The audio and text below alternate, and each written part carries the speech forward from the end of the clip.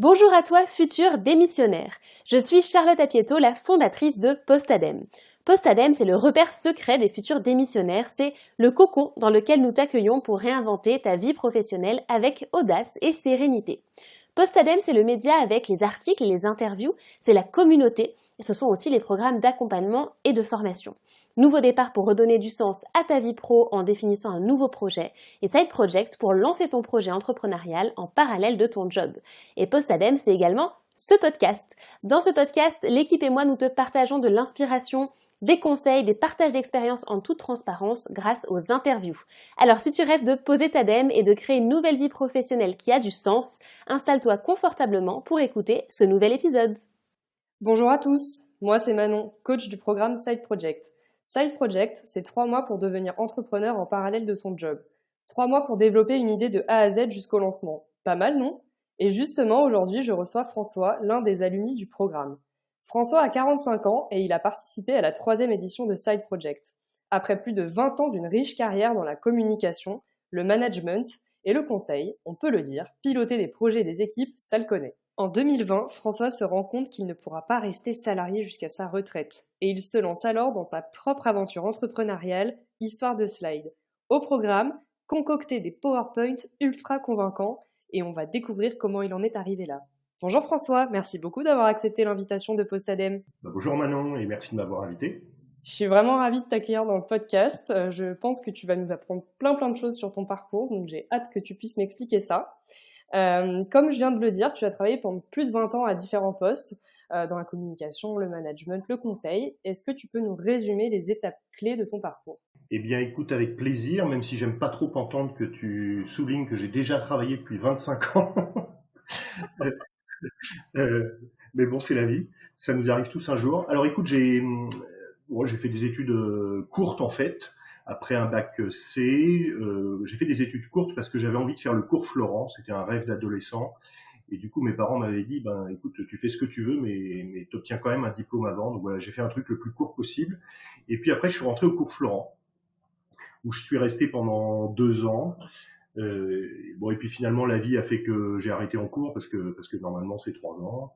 Et puis la boîte dans laquelle je travaillais pour payer ces cours Florent m'a proposé un premier job d'encadrement d'une équipe, et puis j'y suis resté. Et donc c'était une boîte qui était dans le domaine de la communication, au sens très large, voilà.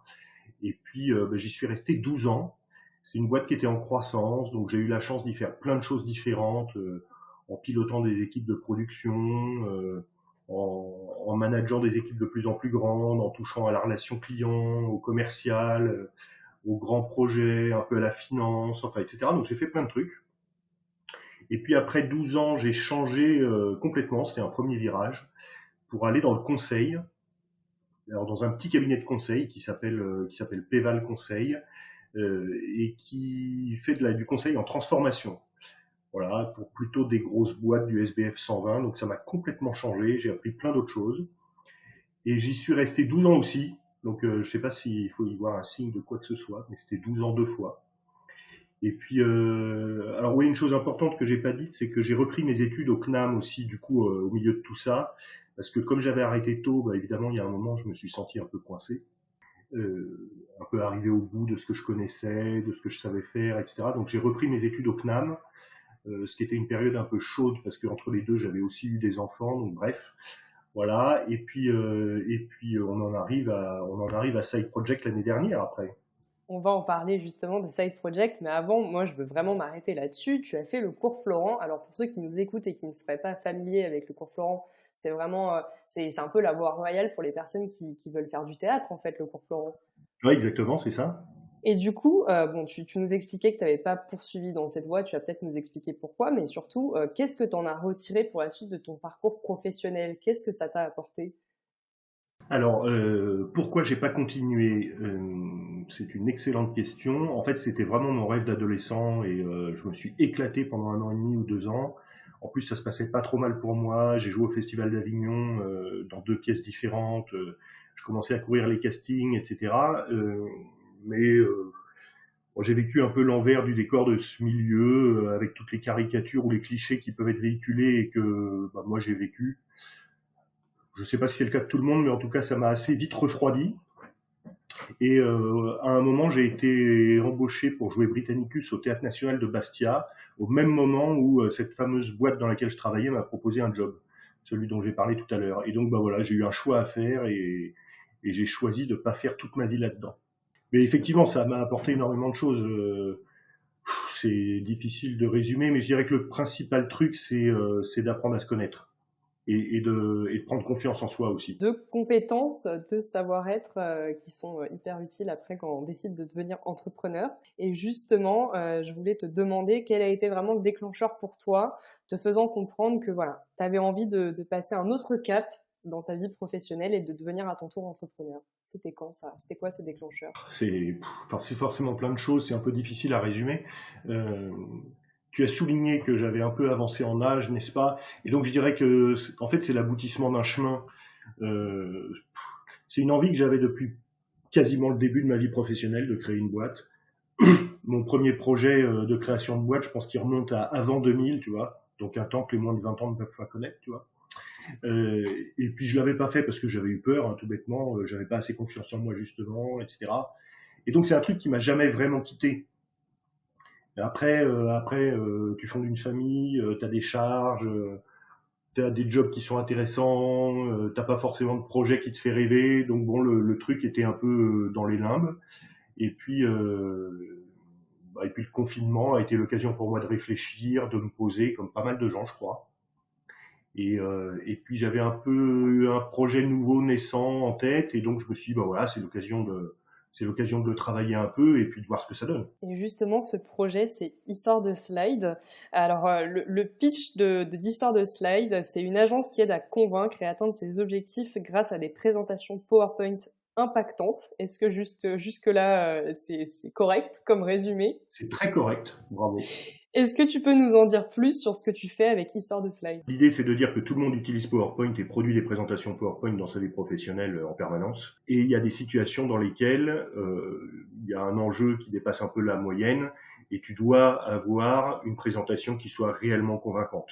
Donc c'est toutes les situations qu'on peut imaginer, de propositions commerciales ou de soutenance, de formation, de conférences, de séminaires managériales, enfin toutes les situations de présentation de résultats financiers, etc.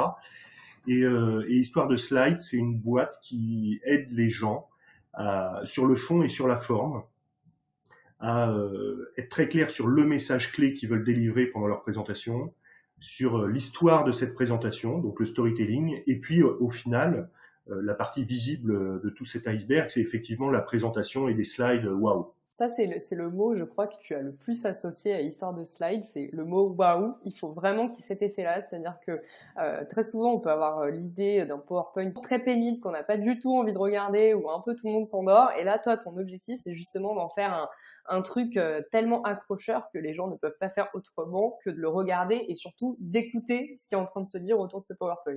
Ouais, c'est ça le truc, c'est booster votre marque, renforcer l'intérêt et l'engagement de votre auditoire, marquer les esprits, quoi, voilà. Comment on crée un business autour justement de la création de PowerPoint? Comment on en arrive là et comment on fait? Eh bien, écoute, pour être tout à fait honnête, ce métier existe déjà en France. Il y a quelques boîtes qui font ça. Il y en a 3 qui le font, j'allais dire, sérieusement et de façon que je considère comme valable.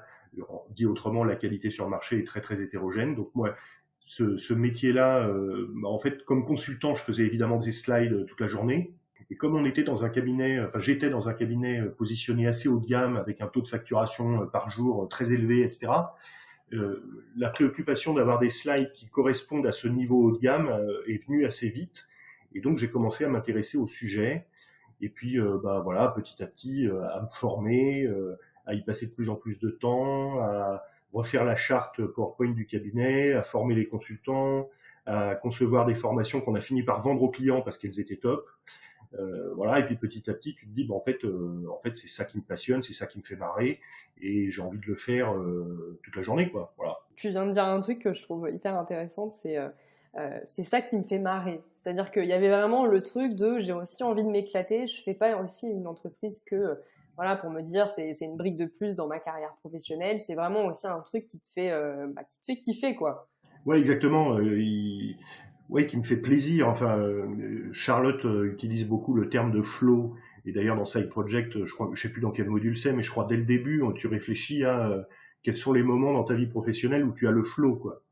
D'ailleurs, voilà, tu penses plus à ce que tu fais, tu vois pas le temps passer. Et ben aujourd'hui, c'est alors 12 heures par jour parce que je suis en création de boîte et que je bosse pas mal, mais euh, j'essaye de m'arrêter à une heure fixe parce que sinon le flow me ferait bosser jusqu'à ce que je m'endorme, pardon. Oui, c'est ça, c'est qu'on est tellement après absorbé par ce qu'on fait, comme tu dis, on voit même plus le temps passer. Et là, voilà, tu dis, je bosse 12 heures, mais je pourrais bosser plus parce que ça te passionne, quoi, vraiment. Ouais, exactement. Et tu parlais justement de Side Project, donc tu as participé à la 3e édition du programme. Quels sont les principaux enseignements que tu as retirés de la formation Side Project? Écoute, d'abord l'histoire est marrante parce que je connaissais pas du tout Postadem et c'est ma compagne qui allait suivre le programme Nouveau Départ. Et ça, je le savais évidemment, on en avait parlé, etc. Et c'est elle qui m'a dit, mais il existe un truc pour les entrepreneurs, en collectif, etc. Et je sais même plus, je crois que je n'ai même pas regardé le site Postadem. J'ai envoyé un mail à Charlotte en lui disant est-ce que mon profil peut être bien et tout. Elle m'a dit oui, oui. Je me suis inscrit et c'était parti en 3 jours, quoi. Ah ouais, ça c'est action-réaction. Et puis ce que j'aime bien, c'est qu'on fait ça en famille, quoi. C'est-à-dire que ta femme était sur Nouveau Départ et toi tu t'es mis sur Side Project. Et puis tu t'y allais tout de suite, hein. T'as pas attendu, tu t'es dit allez, on fonce. Ouais, c'est ça. Et en fait, bah, parce que c'était le confinement, activité partielle, j'avais du temps, etc. Et je me suis dit bon bah pourquoi pas. Et puis je me suis tout de suite pris au jeu. J'ai mis le doigt dans l'engrenage et j'en suis jamais ressorti, quoi. C'est-à-dire ce que j'ai hyper apprécié, c'est vraiment ce côté progressivité. Je sais pas si c'est très beau de dire ça comme ça, mais module par module, petit à petit, tu rentres dedans et puis donc moi j'avais déjà un début d'idée, euh, mais voilà, ça m'a beaucoup guidé. C'est ce côté pas à pas que j'ai vraiment beaucoup apprécié et qui m'a permis de m'aérer d'abord par rapport à mon job que j'avais à ce moment-là, et puis d'explorer très tranquillement, très sereinement, avec une méthode vachement claire, très structurée. Et puis au bout de, je sais plus, 2, 3, 4 modules, il y a un moment, je me suis dit, mais en fait, ça devient possible, quoi. Ça devient vachement concret. Et c'était même un peu vertigineux parce que je faisais ça, je vais pas dire pour m'occuper, mais vraiment de façon exploratoire, quoi. Et puis à un moment, tu te dis, mais en fait, waouh, ça va devenir possible. C'est presque un peu flippant, quoi. Oui, il y a ce côté très concret, c'est-à-dire que dans la formation, mine de rien, la formation dure 3 mois, et il y a quand même ce moment où on va commencer à se confronter au terrain, aux futurs clients potentiels, etc. Et comme tu le dis, il y a ce côté très concret qui peut faire un peu peur. Toi, comment t'as surmonté ça, justement? En fait, ma peur principale, je pense que j'en avais deux, disons, mais elles sont hyper classiques. C'était d'abord la peur de pas réussir. Et puis la peur financière aussi, enfin la situation financière, tu vois, de dire comment je vais m'en sortir, voilà. Et je suis sûr que tu vas me demander comment tu as surmonté ça. En fait, bah, la peur de pas réussir, il y a un moment, en fait, c'est un projet qui me tenait tellement à cœur, et puis que j'avais commencé à pratiquer dans mon job d'avant. Bon, j'étais assez confiant, puis je me suis formé beaucoup, donc j'étais assez confiant sur le fait que mon savoir-faire, mon expertise serait au niveau. Et puis voilà, et puis je me disais en fait faut se lancer, et puis ça va, mon expertise elle va grandir, donc voilà. En revanche le côté financier, évidemment c'était pas évident, donc ce qui est top c'est que dans Side Project, bah, d'abord tu crées une offre que tu vas tester, et le fait qu'elle fonctionne et que les premiers clients cobayes soient hyper contents et tout, ça donne déjà vachement confiance. Et puis après moi j'ai eu recours au dispositif d'émission reconversion, qui est un dispositif qui te permet de toucher les allocations chômage tout en créant ta boîte. Et donc évidemment, c'est pas la panacée absolue, mais c'est quand même une sacrée sécurité, quoi. Ouais, justement, est-ce que tu peux nous en dire un peu plus? Donc, tu le disais, hein, c'est la peur financière, c'est une peur qui est assez courante, voilà, chez des personnes qui envisagent une reconversion, qu'elle soit d'ailleurs, voilà, entrepreneuriale ou pas à terme, mais c'est quelque chose vraiment qui fait peur de sortir aussi de cette zone un peu de confort finalement, d'avoir un salaire qui rentre tous les mois. Tu commençais à évoquer un peu comment tu as surmonté ça. Est-ce que tu peux nous en dire un peu plus du coup sur toi, comment ça s'est passé? Donc, tu commences à expliquer, hein, au niveau des allocations chômage, etc. Tu peux nous expliquer comment tu as surmonté justement cette peur financière en y allant encore une fois pas à pas, hein, c'est ce que tu commençais à me dire. Ouais, je dirais en vrai, il y a un levier rationnel qui est ce dont j'ai parlé, pardon. Cette solution-là, dispositif d'émission reconversion. Donc en fait, c'est un truc il faut monter un dossier qui est complet mais pas non plus énormissime. dans lequel il faut raconter son projet, les compétences qu'on a, enfin, faut justifier le truc, fournir un business plan, etc. Et puis, il y a une commission qui se réunit pour valider le projet, et une fois que tu as le sésame, tu présentes ça à Pôle emploi et tu touches les allocations chômage. Alors, il paraît d'ailleurs que cette commission qui s'appelle la CPIR, je sais plus, la commission paritaire interrégionale, voilà, euh, elle voit passer pas mal de dossiers. Il paraît qu'elle en valide pas tant que ça. Moi, ce que j'ai trouvé génial, c'est qu'ayant fait Side Project, en fait, tu as déjà 90% des éléments qui te sont demandés dans le dossier, pour pas dire plus. Donc, en fait, tu le remplis très vite. Et puis après, bah voilà, tu es suspendu à la décision de la commission qui se réunit. Je crois qu'ils donnent leur décision en 2 mois maximum, donc c'est très rapide. Et puis après, voilà, donc tu as ton petit papier tamponné qui te permet d'aller chez Pôle emploi avec ça. Donc ça, c'est un peu le côté rationnel. Et puis tu as un côté plus irrationnel qui est en fait, bah, j'ai un projet qui me motive tellement que je suis prêt à accepter les risques que ça représente, quoi. Ah, ça, je trouve que c'est un enseignement vraiment important de se dire, voilà, ça me dépasse, c'est tellement fort, il faut vraiment que j'y aille, ça m'appelle, quoi. C'est vraiment ça, c'est qu'il y a ce côté, non, mais j'ai trop envie d'y aller, donc on y va et on verra bien, et s'il faut prendre des risques, je les prends. Bon, de manière mesurée, parce que c'est aussi ce qu'on voit dans Side Project, c'est qu'on n'a pas besoin de partir, voilà, de tout claquer, de poser sa dème et puis de ne rien avoir derrière. Tu parlais de progression, d'y aller pas à pas, d'avoir vraiment une méthode structurée, et c'est ce que tu nous montres en fait, c'est que tu as aussi eu cette progression toi-même dans ton propre parcours, de te dire ok, c'est tellement fort pour moi, il faut que j'y aille. Mais en trouvant des petites solutions pour amoindrir le risque et qu'en tout cas ce risque soit acceptable pour que je puisse y aller sereinement. Ouais, mais tu racontes très bien, tu parles très bien de ce côté progressivité de Side Project. En fait, il y a un truc que j'ai pas dit tout à l'heure, que je voulais dire. J'ai fait moi un bilan de compétences il y a, je sais plus, une dizaine d'années, qui était topissime pour moi, en tout cas, sur ce côté apprendre à se connaître, prendre du recul sur mes expériences, découvrir comment je fonctionne, etc., etc. Ça m'avait apporté énormément de choses. En revanche, j'avais été un peu déçu sur la conclusion ou l'ouverture vers bon, et ben maintenant je fais quoi. Et alors en fait, j'avais été déçu, mais je me rends compte avec le recul que c'est juste, à mon avis, que moi j'étais pas assez mature pour trouver la bonne idée. C'est-à-dire que ce que le bilan de compétences avait sorti, c'est que je devais soit reprendre une boîte, soit en créer une, et dans une activité qui aurait une dimension artistique. Bon, ben, en fait, Histoire de Slide, c'est exactement ça. Sauf qu'il y a 10 ans, j'étais pas du tout mûr ou mature, ou j'avais pas l'idée, voilà, pour faire ça. Et donc en fait, Side Project, c'est arrivé à point nommé, c'est-à-dire que ça a quasiment repris le témoin là où je l'avais laissé 10 ans avant, et puis ça m'a mis sur le rail, quoi. Et donc en fait, pendant 3 mois, tu te projettes en disant, bah, enfin, ouais, moi je t'ai dit, au bout de 2, 3 semaines, j'ai commencé à me dire, punaise, en fait, c'est possible et ça devient vachement concret. Et pendant 3 mois, t'es dedans, quoi. Et tu te projettes déjà en disant, bon, bah, en fait, je pourrais faire ça tous les jours, quoi. Et donc, il y a un moment, t'es déjà dedans depuis 3 mois et t'as envie de franchir le pas, quoi. Enfin, en tout cas, pour moi. Ouais, c'est hyper intéressant ce que tu nous dis, et ce que je note, c'est que c'est vraiment important cette phase de laisser mûrir en fait le projet. Tu disais voilà, j'étais peut-être pas mûre à ce moment-là, il m'a fallu du temps, et je trouve que c'est un message très précieux à transmettre aux personnes qui nous écouteront, c'est que c'est ok aussi d'être dans cette phase d'exploration, de laisser un peu mûrir les idées, pour que voilà, il y ait une espèce d'assemblage de différentes briques, de faire le point sur ses expériences, sur ses talents, sur ce qu'on aime, sur ses envies, et que ça puisse donner in fine un projet qui voilà, assemble le plus de briques possible de notre personnalité et de ce qu'on sait faire. Complètement. Avec le recul, d'ailleurs, je regrette un petit peu d'avoir...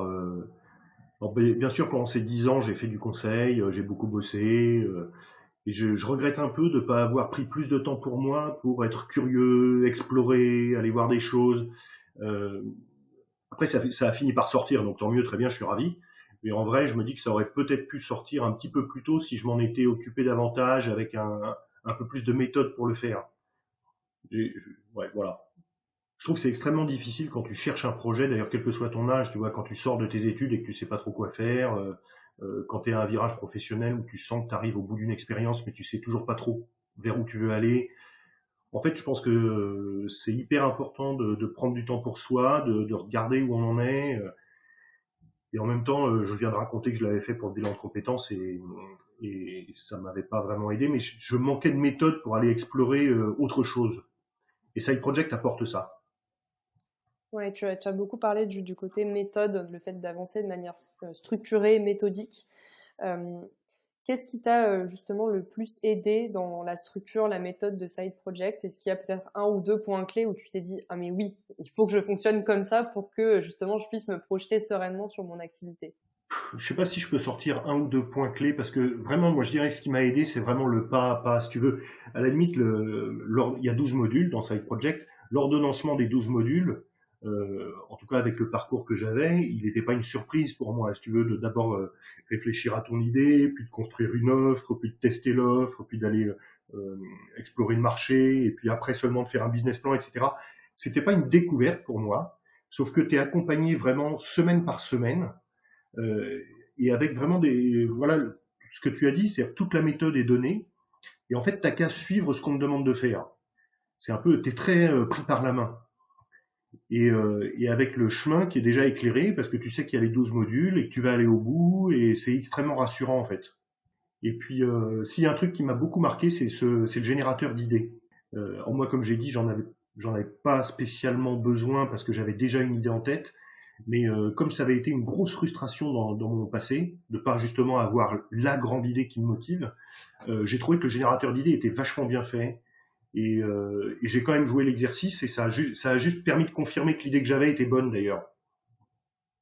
Oui, c'est ça, c'est qu'il y a aussi dans Side Project, c'est qu'on a vraiment plusieurs profils. Il y a vraiment des personnes qui arrivent avec zéro idée ou elles pensent qu'elles n'ont pas d'idée. Donc du coup, on va vraiment les aider à développer ça, à creuser ça. Et au contraire, il y a des personnes qui arrivent déjà alors avec une idée plus ou moins aboutie, mais qui aussi peuvent confirmer, affiner, peaufiner leur message et se dire oui, ok, mon projet c'est ça, mais peut-être que je vais le faire de cet aspect, sous cet angle-là, et finalement de pouvoir arrêter leur choix, quoi. Ouais. Et puis il y a un autre truc aussi, c'est, je crois qu'Audrey en a déjà parlé, mais c'est cette fameuse phrase de Charlotte qui dit mieux vaut fait que parfait. Et je crois qu'elle la répète assez souvent.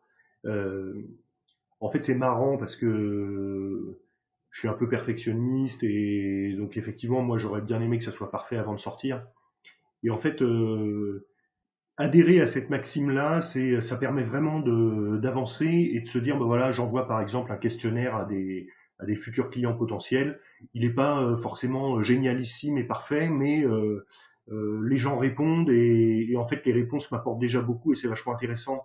Donc tu vois, les gens répondent à un sondage, visitent un site web, lisent des articles que j'écris, disent qu'ils sont contents d'une prestation, etc. Moi, je trouve que c'est pas toujours parfait, parfait, parfait, mais en fait, c'est pas grave, ça avance. Et le progrès vient en faisant, en fait, en se confrontant aux clients, en, et pas en refaisant les choses en chambre à l'infini, quoi. Donc c'est une chose de le savoir, mais c'est une chose de l'expérimenter, de le vivre sur son propre projet dans Side Project, quoi. Oui, c'est exactement ce que tu dis, c'est ce côté expérimental. Très souvent, on va échafauder plein de scénarios dans sa tête ou sur un coin de papier et sans forcément se confronter, comme tu dis, bah, à la réalité en fait du terrain. Et c'est aussi ce qu'apporte Side Project, c'est de tout de suite dire, on va être dans une démarche de test and learn. Ok, il y a une idée de base, maintenant je vais aller l'appliquer au terrain. Et d'ailleurs, c'est ce que tu disais tout à l'heure. Très vite, tu as eu des clients cobayes qui t'ont fait des retours sur ton offre, ce qui a permis en fait de lancer officiellement Histoire de Slide ensuite. Oui, tout à fait. Et on parlait de comment faire pour lever les peurs tout à l'heure. Bon, en fait, c'est ça la clé. C'est-à-dire que petit à petit, très prudemment, en prenant zéro risque, tu te confrontes déjà au marché et tu as un premier client cobaye ou deux ou trois. Et en fait, tu te dis, ben, c'est possible. Et c'est possible, c'est ce que tu disais, parce que tu t'es fait accompagner, alors que ce soit par Side Project ou par ailleurs, mais ce côté aussi d'être accompagné, d'être entouré, c'est quelque chose qui a compté pour toi, d'être vraiment entouré dans ton processus. Oui, évidemment, j'allais dire énormément. Ce que je disais tout à l'heure, c'est que sur Side Project, en fait, le plan des 3 mois est clair au début, tu le connais, tu sais où tu vas. Moi, c'est ça beaucoup qui m'a rassuré. Et puis effectivement, tu évoques peut-être, ou c'est à ça que tu penses, la communauté sur les réseaux sociaux, où en fait on échange tous ensemble sur l'avancement de nos projets respectifs. Et alors le mien a avancé assez vite, et en fait c'est assez grisant aussi de voir que d'autres projets avancent, d'autres ont plus de mal, et on se dit ben c'est cool, j'ai de la chance. Et puis tu faisais partie des mentors ou des coachs de ce projet-là avec aussi Dimitri. Et en fait, on peut vous poser des tas de questions en permanence, dans des registres d'ailleurs différents, vous complétez vachement bien. Et ça permet à chaque fois d'avoir des réponses aux questions qu'on se pose et de faire un petit pas de plus. Et puis voilà. Et puis comme je disais, assez vite, on se retrouve à se dire, ben mince, en fait, j'avance et c'est trop idiot, je peux pas m'arrêter maintenant, quoi. Voilà. Comment ça s'est passé l'après Side Project pour toi? Quelles ont été les étapes avant finalement de poser ta DEM, puisque tu as fini par en arriver là et à te dire je vais à 100% sur mon projet. Quelles ont été les étapes pour toi? Bah écoute, la première étape, c'est ce dont j'ai parlé tout à l'heure, c'est que je me suis dit bon, il faut que j'obtienne ce dossier de démission reconversion là. Il faut que j'obtienne les allocations chômage parce que je me voyais pas demander une rupture conventionnelle à tort ou à raison. D'ailleurs, j'en sais rien parce que j'ai pas testé, mais j'imaginais que ça se passerait pas forcément super bien. Et donc je voulais arriver en ayant cette solution et ce parachute là. Et une fois que je l'ai eu, ben très vite, je me suis dit en fait voilà, il va falloir que je pose ma DEM effectivement. Et j'avais projeté de le faire après l'été, l'été là 2020. Et bon, j'avais l'impression qu'il y avait un deuxième confinement qui allait nous tomber dessus et j'ai pas eu tort. Donc j'ai un peu décalé la date que je m'étais fixée. Et puis à un moment dans ma boîte, on m'a proposé d'autres responsabilités, de prendre des nouveaux sujets, etc. Et là je me suis dit bon voilà, faut arrêter de jouer à l'imbécile. Je crois que j'avais une réunion avec mon boss un jeudi, je crois, pour qu'il me parle de ce qu'il voulait me proposer. Et le mercredi après-midi, je suis allé le trouver en disant écoute, je crois que la réunion de demain, je suis pas très à l'aise pour y venir parce que voilà, en fait, je vais me barrer quoi. Comment il l'a pris? Comment t'as géré ça justement? Tu disais que voilà, tu avais un peu une appréhension sur la façon dont ça allait se passer. Comment t'as géré ça? Comment ça a été accueilli cette annonce de ton départ? Bah écoute, ça a été super bien accueilli, donc ça m'a évidemment facilité la tâche. Il se trouve que mon boss a réagi dans l'instant en me disant écoute, super, pourquoi tu créerais pas une filiale du cabinet, pourquoi le cabinet ne deviendrait pas actionnaire, et puis j'imagine qu'au début tu vas bosser de chez toi, si tu as besoin d'une salle de réunion, tu peux faire ça, tu peux faire les trucs chez nous, enfin, etc., etc. Donc c'était hyper positif. Voilà, donc ouais, assez vite en fait on s'est mis à discuter de bah ok, comment le cabinet que je quitte devient actionnaire de ma boîte, qu'est-ce que ça veut dire, comment ça se passe, le partenariat commercial qu'on signe ensemble, etc., etc. Donc ça s'est très très bien passé en fait. Ah oui, là, on peut dire que ça s'est très très bien passé puisque du coup, tu es resté non seulement en bon terme avec ton ancien employeur, mais du coup, tu es toujours en contact avec puisqu'ils sont actionnaires de ton entreprise. Oui. Et enfin, ça va même un peu plus loin, c'est-à-dire que je m'occupais de pas mal de choses dans ce cabinet de conseil, et entre autres de la communication externe. Et comme il n'y a personne pour reprendre le flambeau derrière moi, au moins jusqu'à l'été, je continue de m'en occuper en prestant pour eux. Ouais, ça, c'est un point super important, je trouve, et qui peut être intéressant pour les personnes qui nous écoutent, c'est que son ancien employeur peut très bien devenir un client si voilà, on est à l'aise avec le fait de faire de la prestation, comme tu l'expliquais, pour cet ancien employeur et qui, pourquoi pas, peut servir de tremplin pour la suite. Ouais, complètement. Moi, je quitte cette boîte. Voilà, ça fait 12 ans que j'y étais. Il y a forcément un petit peu un côté, je suis content de faire autre chose. Mais en fait, je m'entends très bien avec les gens. C'est des gens que j'apprécie beaucoup. Je suis ravi de les revoir régulièrement et de travailler avec eux.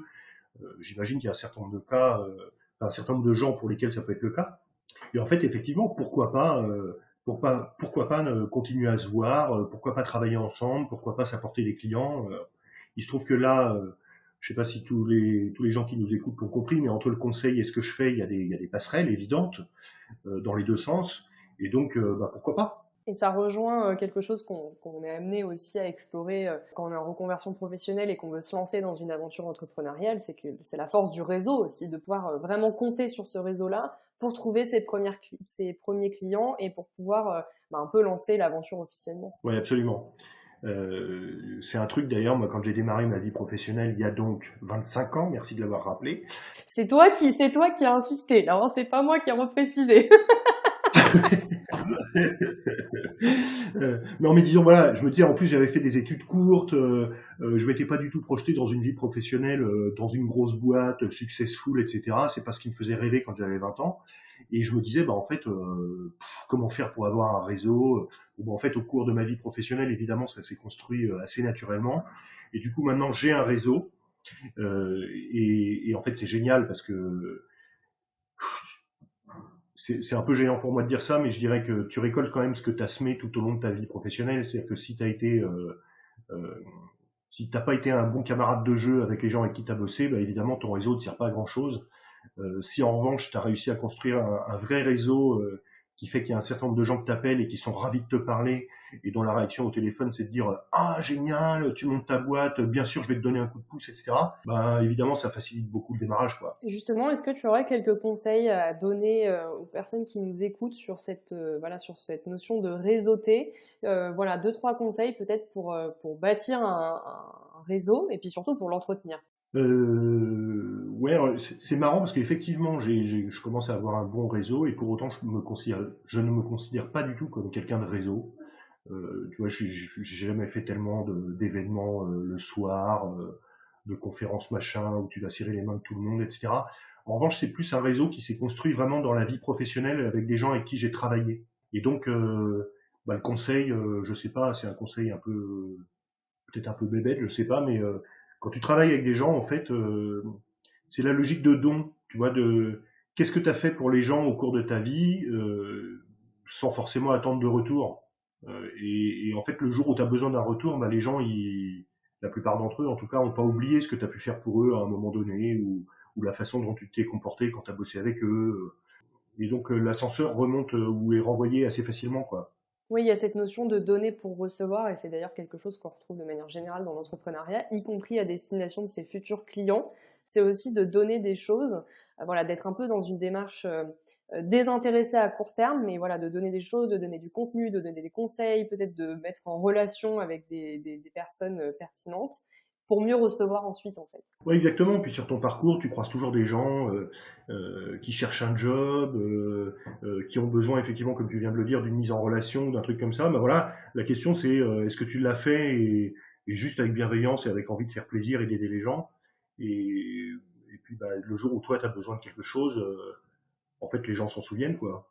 C'est aussi simple que ça, je pense. Ouais, complètement. François, est-ce que tu aurais peut-être un livre, une vidéo, une ressource que tu conseillerais pour tous les futurs entrepreneurs qui nous écoutent et qui, toi, t'a particulièrement aidé dans ton parcours d'entrepreneur? Bah écoute, moi j'ai lu dans ma vie plein de bouquins. Si tu veux, je viens du domaine de la gestion, du management, donc j'ai lu plein de bouquins dans ce domaine-là. Mais en fait, j'ai plutôt lu des bouquins inspirants euh, là récemment dans mon domaine, c'est-à-dire le graphisme, la marque, la data visualisation, des choses comme ça. Euh, Perso, je suis pas un grand fan des livres de développement personnel ou de pas à pas un peu méthodologique, tu vois, où on va t'expliquer sur 100 pages comment faire pour créer ta boîte. Ça m'a toujours paru un peu hors sol et pas très concret et pas très réaliste. Euh, En fait, les trucs que j'ai lus au cours des années et qui m'ont le plus servi, je trouve, c'est les biographies de grands dirigeants ou de grands créateurs d'entreprises. Est-ce qu'il y en a une en particulier qui t'a vraiment marqué? J'ai lu celle de Steve Jobs, de Carlos Ghosn, de Richard Branson qui est Virgin, des bouquins d'Emmanuel Faber, de Danone, des choses comme ça. Ça, moi, ça m'a inspiré et beaucoup aidé en fait, parce que les parcours, tu te rends compte que même les gens qui ont le mieux réussi, tu te rends compte qu'en fait les parcours sont souvent beaucoup plus chaotiques qu'on l'imagine, qu'ils sont évidemment jalonnés d'échecs, qu'il y a une part de chance aussi sur le parcours, de bonnes rencontres au bon moment, etc. Il y a un truc aussi, tiens, peut-être que certaines personnes l'ont déjà vu, mais il y a une super vidéo qu'on vous trouve sur YouTube, une interview de Marc Simoncini, qui est donc le fondateur de Mythique, et la vidéo, je crois, s'appelle Des égouts à un business de 500 millions, un truc comme ça, qui est un titre un peu racoleur, mais Simoncini raconte son expérience entrepreneuriale et en particulier les 10 premières années de sa vie. Tu te rends compte que vraiment sa vie n'a pas été un chemin de rose. Et moi, ça m'inspire beaucoup en fait, ce genre de truc. Ouais, de voir aussi dans les coulisses ce qui s'est passé et que malgré le storytelling autour de boîtes qui peuvent être très successful, il y a aussi eu des ratés, des échecs, des choses qui n'ont pas été lancées et des ajustements tout du long pour au final créer vraiment une marque qui dure dans le temps, quoi. Ouais, exactement. Et puis tu te rends compte des moteurs des gens pour démarrer, pour se lancer. Alors il y en a qui ont démarré très jeunes et peut-être inconscients de ce qu'ils étaient en train de faire. Mais il y a aussi des gens qui, je reparle de Simon Signé en disant ça, qui a un moteur dans les tripes, si tu veux, de dingue. Alors soit c'est parce que ils ont ça effectivement dans les tripes, soit c'est parce qu'ils ont des problèmes d'argent tels que ils ne peuvent pas faire autrement que de réussir. Et au final, donc c'est que des gens qui bossent beaucoup, beaucoup, évidemment, et qui ont un vrai projet qui fait sens pour eux, quoi, tout simplement, avec lequel ils sont alignés, pour lequel ils déploient un niveau d'énergie qu'ils n'auraient pas soupçonné possible. Et donc je crois que c'est ça qu'il faut réussir à trouver, c'est ce fameux projet qui te donne ce niveau d'énergie, en fait. Et qui dévoile des ressources qu'on ne pensait pas avoir. C'est ce que tu disais là juste il y a quelques instants, c'est qu'on peut se découvrir une énergie, des ressources, même des compétences qu'on ne soupçonnait pas, parce que justement le projet nous anime tellement qu'on est obligé de voilà, déployer vraiment toute la facette de notre personnalité et de ce qu'on sait faire. Oui, exactement. Et de se retrouver confronté à des tas de sujets qu'on avait plus ou moins anticipés, forcément un peu, mais pas forcément toujours, et de se retrouver à faire la gestion de sa boîte, à se préoccuper de qui va faire la compta, à faire du commercial, à s'intéresser à comment fonctionnent les réseaux sociaux pour faire parler de soi, à en parallèle évidemment délivrer ce que tu vends pour tes clients, enfin etc. etc. Donc au début, quand tu es tout seul, évidemment tu fais tout et en fait tu te rends compte que tu y arrives quoi. Que tu es capable. On se rend compte qu'on est capable de beaucoup plus que ce qu'on pouvait penser. François, est-ce que tu aurais un mot, un mantra, une citation pour terminer cet échange? Écoute, une citation, je sais pas.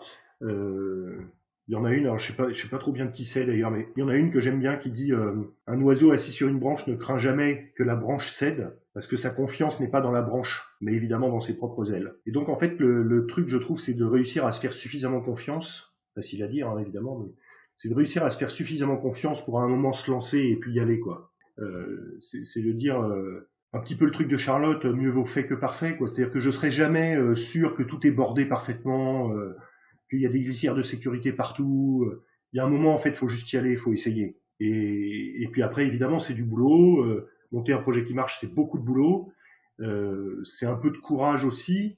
Alors si tiens voilà, il y aurait cette citation de Mandela que tout le monde connaît peut-être, mais le courage, c'est pas l'absence de peur. En fait, c'est normal d'avoir peur. Mais le courage, c'est la capacité à vaincre ce qui fait peur. Et en fait, vaincre, voilà, c'est Mandela qui utilise ce mot-là. Vaincre, c'est partir au combat, quoi. Donc, faut y aller, faut se jeter. Et puis, ça demande de l'énergie, de la passion, un vrai projet. Mais punaise, qu'est-ce que ça vaut le coup, quoi. J'aurais pas dit mieux moi-même. Je trouve que c'est une excellente conclusion.